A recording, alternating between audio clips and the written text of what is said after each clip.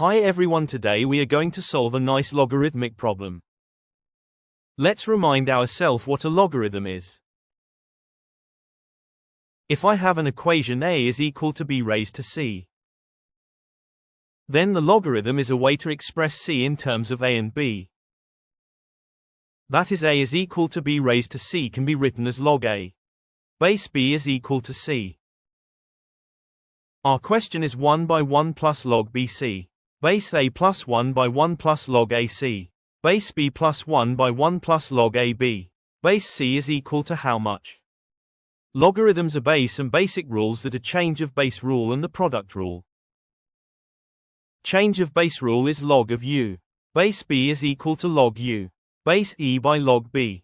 Base e, which is equal to natural log of u by natural log of b. And the product rule is log of xy base b is equal to log x. Base b plus log y base b. From the change of base rule formula log bc base a, we can write it as natural logarithm of bc by natural logarithm of a. And log ac base b, we can write it as natural logarithm of ac by natural logarithm of b. And log ab base c, we can write it as natural logarithm of ab by natural logarithm of c. This equation can be written as ln a by ln a plus ln of bc plus ln b by ln b plus ln of ac plus ln c by ln c plus ln of ab.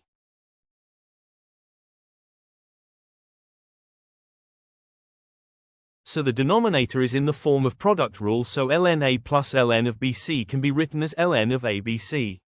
And also ln b plus ln of ac we can write as ln of abc. And ln c plus ln ab we can write it as ln of abc. So if we take LCM, then we get ln a plus ln b plus ln c by ln of abc. Then again apply product rule, then we get as ln of abc by ln of abc. Ln of abc and ln of abc cancel out and the answer is 1. Yeah, we have got the answer.